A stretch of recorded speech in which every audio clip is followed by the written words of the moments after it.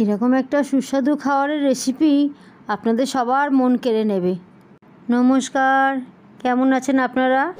আশা করি সবাই খুব ভালো আছেন।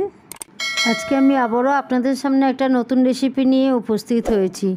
কিছু হারিয়ে যাওয়া রান্না, যা ঠাকুমার আমলের প্রায় ঘরে ঘরে সবারই প্রিয় ছিল এই খাবার। আজকালকার ব্যস্ত জীবনে অনেকেই এই খাবার হয়তো জানে না কেমন করে করতে হয় অথবা কেমন খেতে। সেই জন্য ভাবলাম আপনাদের সঙ্গে এই রেসিপিটা শেয়ার করি। দেখে আপনারা বুঝতে পারছেন আজকে কী রেসিপি শেয়ার করব। এটা হচ্ছে ডুমুর। আমি ডুমুরগুলোকে 4 টুকরো করে কেটে নিয়েছি, আর ভেতরের দানার অংশগুলো সুন্দর করে পরিষ্কার করে নিয়েছি। ডুমুর কাটতেই যা সময় লাগে, রান্না করতে বেশিক্ষণ টাইম লাগে না, খুব ঝটপটে তৈরি হয়ে যায়। ডুমুরগুলো কাটা হয়ে যাওয়ার পরে আমি ভালো করে ধুয়ে নিয়ে তাতে নুন হলুদ দিয়ে সেদ্ধ করতে বসিয়ে দিয়েছি। ডুমুরগুলো সেদ্ধ হতে প্রায় 7-8 মিনিট সময় লেগেছে। আমি এখানে ডুমুরগুলোকে হাতে নিয়ে দেখে নিলাম ভালো করে যে সেদ্ধ হয়েছে কি না। ডুমুরগুলো বেশ ভালো সেদ্ধ হয়ে গেছে। তারপর আমি ডুমুরগুলোকে নামিয়ে নিলাম কড়াই থেকে। ডুমুরটা সেদ্ধ হওয়ার পরে বেশ অল্প পরিমাণ হয়ে গেছে, তাই আমি এতে কিছুটা আলু অ্যাড করব। এখানে আমি ডুমু ডুমু করে আলু কেটে নিয়েছি ছোটো ছোটো করে। সেটা তেলের মধ্যে ভালো করে ভেজে নেব। আলু যখন লাল করে ভাজা হয়ে যাবে তখন আমি সেটাকে তুলে নেব। আলু ভাজার ফাঁকে আমি বেশ কিছু চিংড়ি মাছ ছাড়িয়ে রেখে দিয়েছিলাম।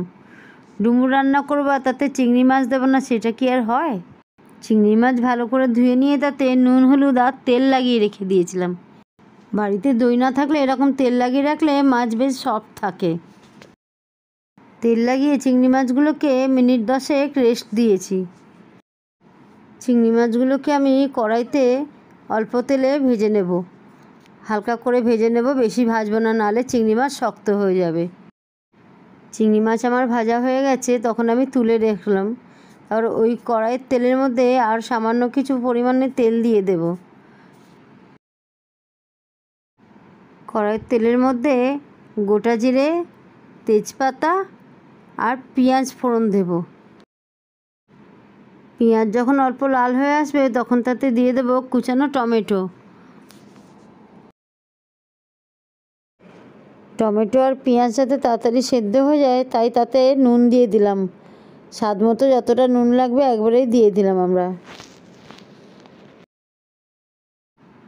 পেঁয়াজ আর টমেটো ভালো করে কষানো হয়ে গেলে তাতে দিয়ে দেবো পেঁয়াজ বাটা। পেঁয়াজ বাটা দিয়ে ভালো করে নাড়িয়ে নেব। নাড়িয়ে কিছুক্ষণ কষিয়ে নিয়ে তারপর তাতে দিয়ে দেবো আদা রসুন বাটা। আদা রসুন বাটাটাও ভালো করে নাড়িয়ে কষিয়ে নেব। আদা রসুন পেঁয়াজ যখন কষিয়ে ভালো করে তেল ছেড়ে দেবে তখন তাতে দিয়ে দেব মশলা। তাতে দেব লঙ্কা গুঁড়ো, হলুদ গুঁড়ো আর দেব জিরে গুঁড়ো। মশলার স্বাদটাকে ব্যালেন্স করার জন্য আমি অল্প পরিমাণে চিনিও দিয়েছি এতে। আপনারা চাইলে স্কিপ করতে পারেন। চিনি মশলার স্বাদ আর রঙকে দুটোকেই ব্যালেন্স করে। ভালো করে মশলা কষিয়ে যখন তেল বেরিয়ে আসবে তখন তাতে দিয়ে দেব সেদ্ধ করা ডুমুর। ডুমুরগুলো মশলার সঙ্গে ভালো করে মাখানো হয়ে গেলে তখন তাতে দিয়ে দেব ভাজা আলু। আলুগুলো আমার প্রায় সেদ্ধই হয়ে গেছে। আলু দিয়ে ভালো করে নাড়িয়ে নিয়ে তারপর তাতে দিয়ে দিলাম চিংড়ি মাছগুলো। চিংড়ি মাছ দিয়ে আবার সেগুলোকে ভালো করে নাড়িয়ে নিলাম। সবগুলোকে একত্রে ভালো করে নাড়ানো হয়ে গেলে তারপর তাতে দিয়ে দেব জল।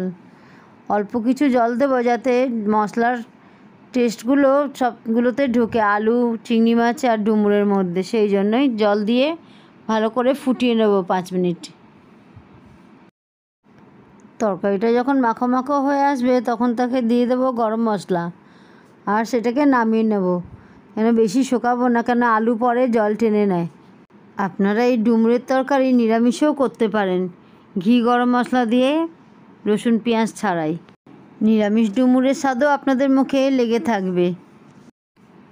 রেসিপিটা পছন্দ হলে একটা লাইক করে শেয়ার করে রাখবেন। আর চ্যানেলটা যদি সাবস্ক্রাইব না করা থাকে তাহলে সাবস্ক্রাইব করে রাখবেন। বাড়িতে একবার এইভাবে বানিয়ে খান, খেয়ে কমেন্টে জানান কেমন হয়েছে। আপনাদের একটা লাইক আর একটা শেয়ার আমাকে অনুপ্রাণিত করে নতুন ভিডিও বানাবার জন্য। সম্পূর্ণ ভিডিও দেখার জন্য ধন্যবাদ আপনাদেরকে।